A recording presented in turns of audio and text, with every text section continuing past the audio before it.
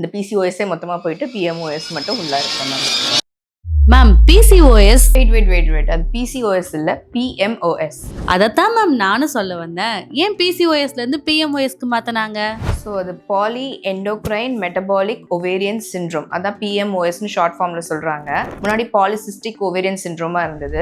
வேற நம்ம ஃபோக்கஸ் வந்துட்டு எப்பவுமே ஓவரியில மட்டும் இருந்தது. அதுல சின்ன சின்னதாக சிஸ்ட் இருக்கு, நிறைய சிஸ்ட் இருக்கு, பாலிசிஸ்டிக் ஓவரி அப்படின்றத வச்சு ஓவரி மேல மட்டும் ஃபோக்கஸ் வச்சிடலாம ஆக்சுவல் அதோட ரூட் காஸ் வந்து ஹார்மோனல் இம்பேலன்ஸ் இருக்கு, அதுல ஒரு இன்சுலின் ரெசிஸ்டன்ஸ் இருக்கு எல்லாமே. ஸோ எண்டோக்ரைன் அது அந்த ஹார்மோன்றது தான் எண்டோக்ரைன். மெட்டபாலிக்கா நம்மளோட body weight, obesity, weight gain, அதனால வர டெர்மட்டாலஜிக்கல் ப்ராப்ளம்ஸ், ஆக்னி, அகாந்தோசிஸ்ன்ற ஒரு பிக்மெண்டேஷன், ஹேர் க்ரோத், அந்த மாதிரி இருக்கிற ப்ராப்ளம்ஸ்ல எல்லாம் நம்மளுக்கு எல்லாம் சேர்ந்து இருக்கிறதால ஒரு மல்டி ஃபேசட்டட் அப்ரோச் வேணும் அப்படின்றதுக்காக இதை பிஎம்ஓஎஸ், அதாவது poly endocrine metabolic ovarian syndrome, ஒவரிக்கு ஃபோக்கஸ் இருக்கு, ஆனால் அது மெயின் கிடையாது. Actual problem is lying somewhere else, அதை நம்ம ட்ரீட் பண்ணணும், மல்டி டிசிப்ளினரி அப்ரோச்ல ட்ரீட் பண்ணணும் அப்படின்றதுக்காக இந்த நேம் சேஞ்ச் வந்திருக்கு. இந்த பிசிஓஎஸ் இப்போ இருக்கிறதால ஃபியூச்சர்ல டயபெட்டிஸ் இல்லைன்னா அந்த யூட்ரஸ்ல வர எண்டோமெட்ரியல் கேன்சர்னு சொல்றது, இது எல்லாமே வந்துட்டு அதோடைய இன்சுலின் ரெசிஸ்டன்ஸ்ன்ற விஷயத்துல இருந்து வரதுதான் அப்படின்றதால அதை முன்னாடியே நம்ம ப்ராப்பரா ட்ரீட் பண்ணுன்றதுக்காக ஃபோக்கஸ் சேஞ்ச்காக தான் இதை நம்ம கரெக்டா இந்த டைம்ல கொண்டு வந்திருக்காங்க.